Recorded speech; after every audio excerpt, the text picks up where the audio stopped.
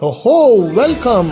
आज के episode bed time stories bye Santa पर। प्यारे बच्चों, चलो मैं आपको अपनी टॉय फैक्ट्री लेकर चलता हूँ, जहाँ एल्व्स आपके लिए प्यारे प्यारे टॉयज बनाते हैं।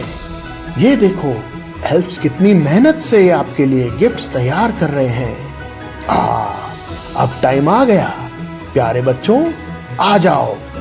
अब मैं आपको एक प्यारी सी कहानी सुनाता हूँ।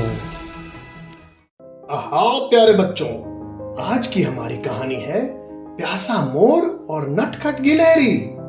कहानी शुरू होती है अपने प्यारे जंगल से, जहां गर्मी का मौसम अपने चरम पर चल रहा था।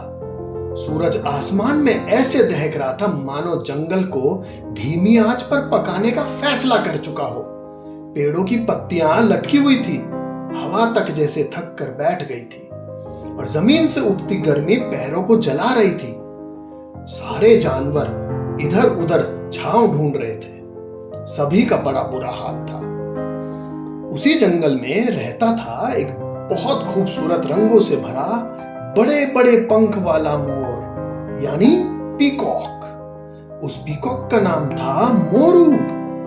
मोरू को अपनी सुंदरता पे बड़ा गर्व था। जब भी वह अपनी चमचमाती पूंछ फैलाकर चलता तो ऐसा फील करता जैसे पूरा जंगल उसका घर हो। लेकिन आज हालात अलग थे। गर्मी ने उसकी सारी शान मिट्टी में मिला दी। पसीने से उसके सारे पंख भिगो दिए और उसके चेहरे का बड़ा बुरा हाल था। मोरू एक पेड़ के नीचे बैठा हाँफ रहा था और बुदबुदा रहा था, अरे ये गर्मी तो मेरी चमक की दुश्मन बन गई है। अगर जल्दी पानी नहीं मिला तो मेरी सुंदरता मुरझा जाएगी। मुझे पानी चाहिए, अभी इसी पल पानी चाहिए। ये कहते ही मोरू उठा और पानी की तलाश में निकल पड़ा। वह एक सूखी धारा के पास पहुंचा, जहां कभी पानी कलकल करके बहता था, लेकिन अब वहां सिर्फ पत्थर और दरारें बची थी। वह आगे बढ़ा। एक तालाब दिखा, पर उसमें बस थोड़ी सी कीचड़ और दादू मेंढक की थकी हुई हिचकी सुनाई दे रही थी। मोरू का गला और सूखने लगा। वह झुंझलाकर बोला, हाय, आज तो पूरा जंगल मेरे खिलाफ है। चलते चलते उसके पंख ढीले पड़ने लगे और वो बड़ा बेचैन होने लगा। काफी देर भटकने के बाद मोरू जंगल के किनारे पहुंचा, जहां एक पुराना टूटा फूटा घर खड़ा था। उसी के पास उसे एक पुरानी मटकी दिखाई दी। मटकी के अंदर थोड़ा सा पानी सूरज की रोशनी में चमक रहा था। मोरू की आंखें उम्मीद से जग गई। वह फौरन मटकी के पास पहुंचा, अंदर झांका, लेकिन अगले ही पल उसका चेहरा उतर गया। पानी तो था, पर बहुत नीचे। उसकी लंबी चोंच भी वहां तक नहीं पहुंच पा रही थी। वह निराश होकर बोला, पानी सामने है, लेकिन मैं उसे पी भी नहीं सकता। आज मेरी सुंदर चोंच भी किसी काम की नहीं। और उन्हें गुस्से से मटकी को ठोकर मारी। मटकी हिली, मगर पानी टस से मस नहीं हुआ। उसने पूरी ताकत लगाकर मटकी उठाने की कोशिश की, लेकिन हांफते हुए पीछे हट गया। उफ, ये तो हाथी से भी ज्यादा भारी है। वो बड़बड़ाया। फिर उसने अपनी लंबी चमकीली पूंछ से मटकी को झाड़ने की कोशिश की, पर नतीजा यह हुआ कि उसके पंख धूल में भर गए और वो और चिढ़ गया।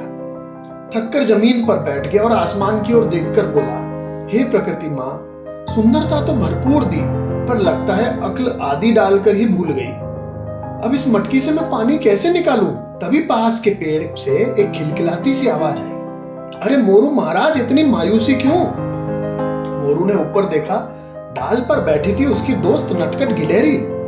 वह जंगल की सबसे तेज, सबसे चालाक और सबसे शरारती गिलहरी थी।